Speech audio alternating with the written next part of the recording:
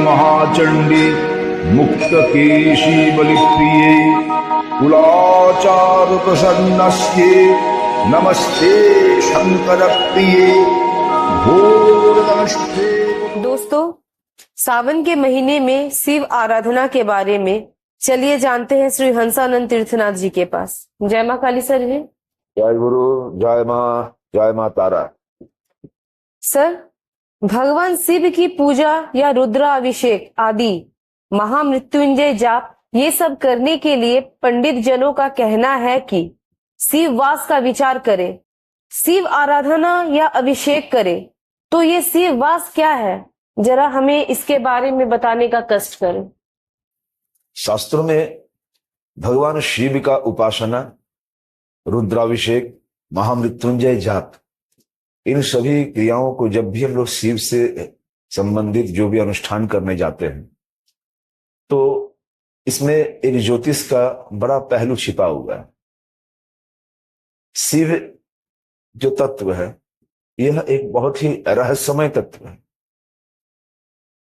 ये प्रकृति में जो चैतन्य रूप, ज्ञान रूप में जो विद्यमान है, जो वैराग्य रूप में विद्यमान है, वह शिव का स्वरूप है।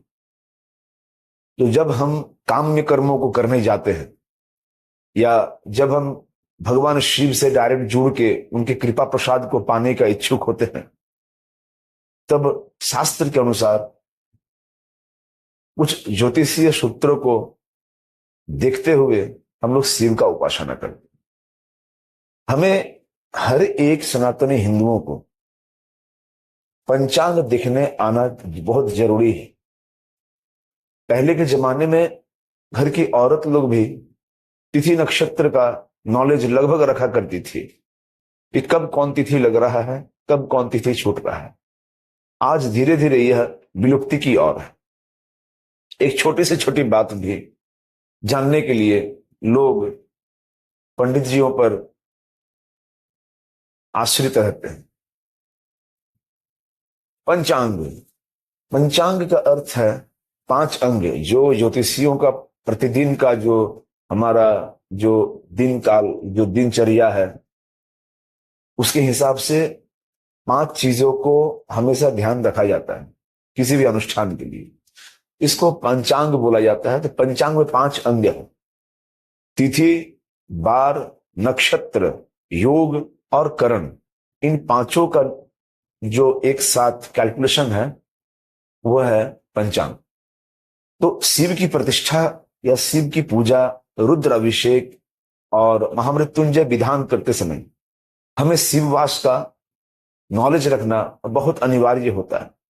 अगर हम शिववास का नॉलेज ना रखते हुए या शिववास का विचार ना करके शिव प्रतिष्ठा आदि करते हैं या फिर रुद्राभिषेक करते हैं या फिर महामृत्युंजय जाप विधान करते हैं तो अच्छे के जगह जीवन में बहुत दुर्गति आ सकती है, यहां तक कि मृत्यु योग भी बन सकता है।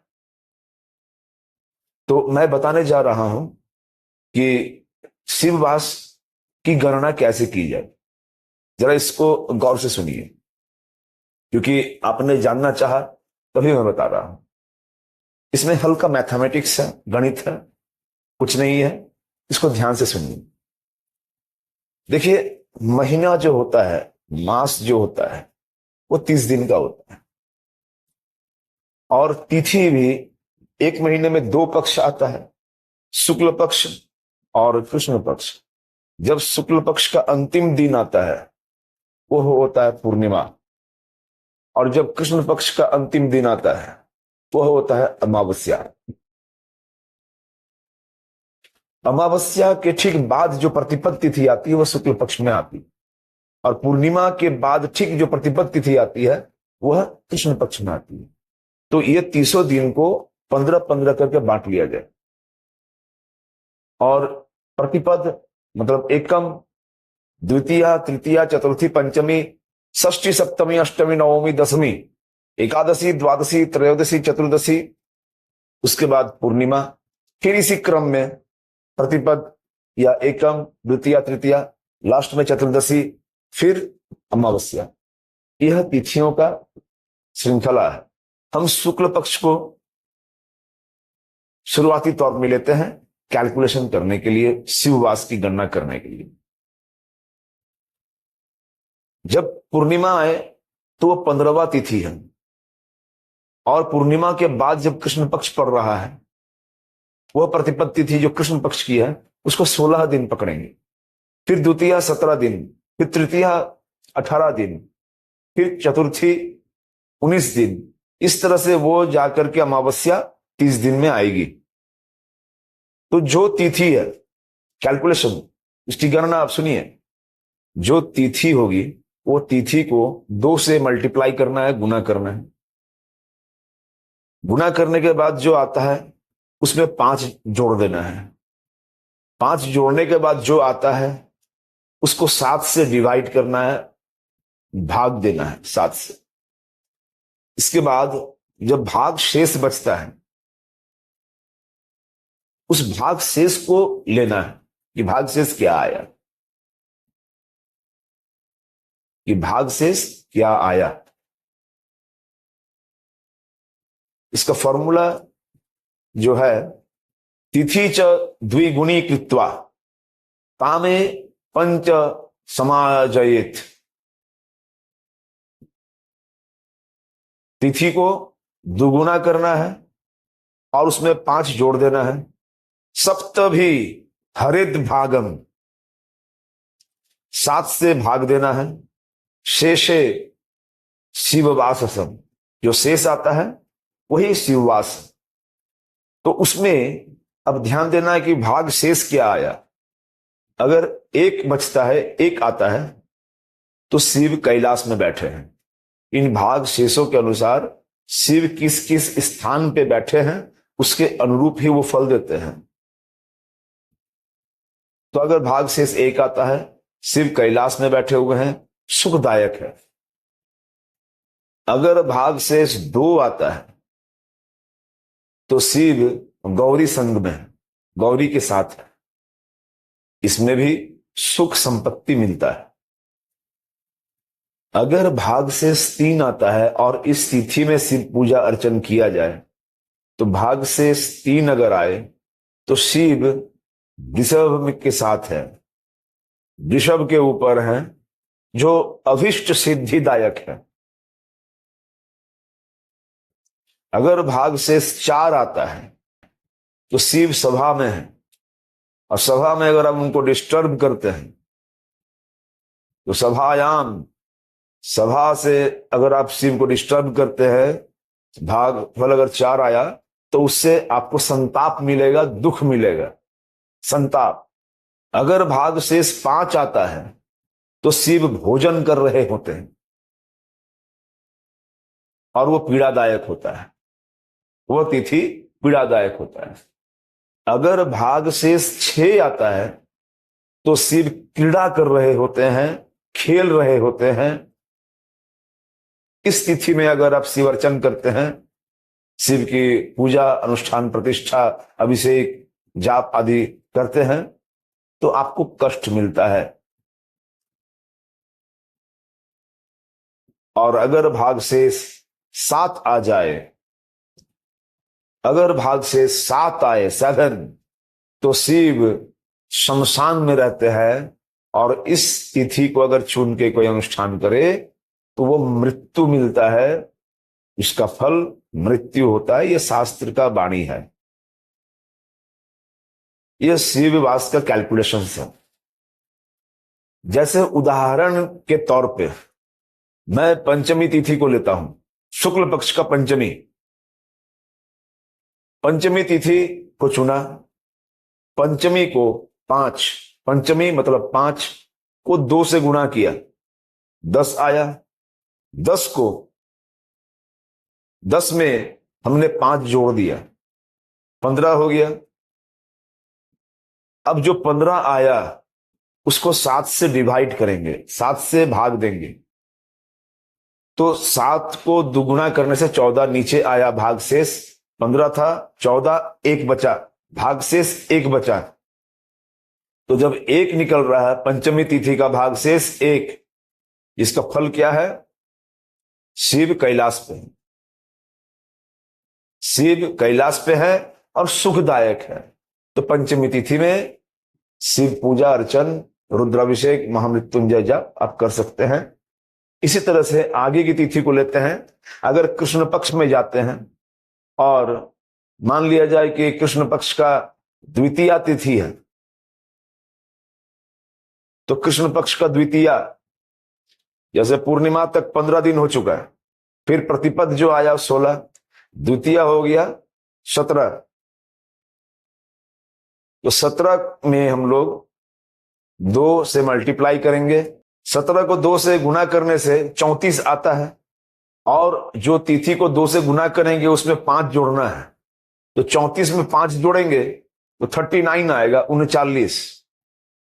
अब जो 5 जोड़ने के बाद जो संख्या आती है उसमें हमें 7 से भाग देना है।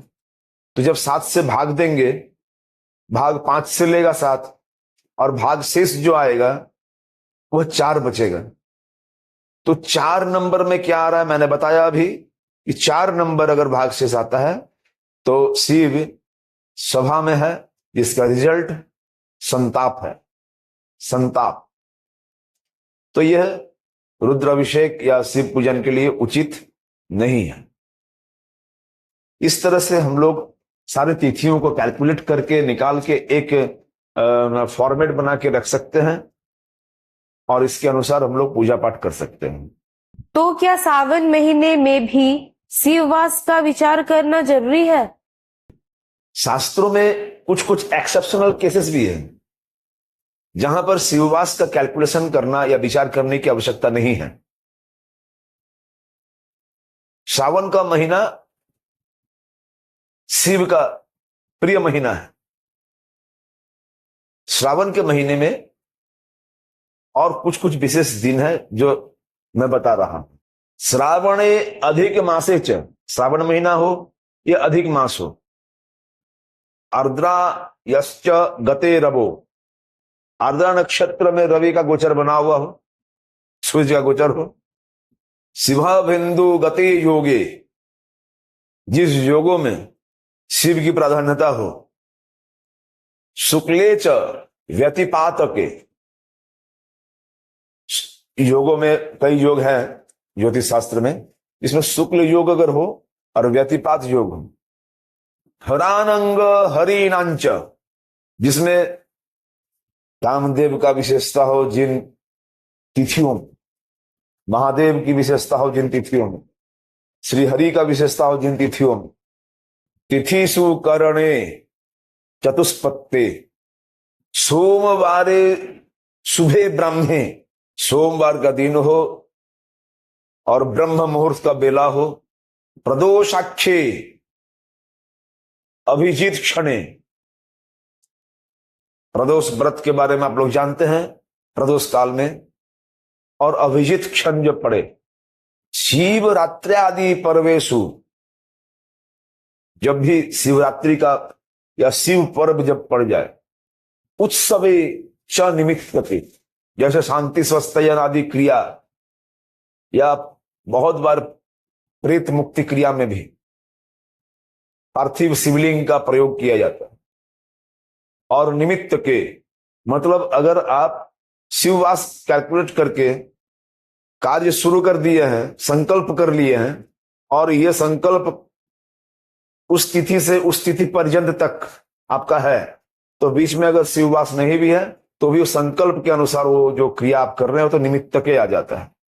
नित्य आराधना काले च, अगर नित्य आपका संकल्पित है कि नित्य आप शिव का पूजा कर रहे हैं, डेली आपको जाना है और शिव का उपासना करना है, या शिव मंदिर है, आप वहां के पुरोहित है, आप प्रतिदिन शिव को तो भूखा रख नहीं सकते हैं, वहां पर प्रतिदिन शिव अर्चन करना है, यह आपका कर्तव्य है, तो नित्य आराधना काले च शिववासम न चिंतयेत, इन सब स्थितियों में आपको शिववास की गणना करना या विचार करने की कोई आवश्यकता नहीं है।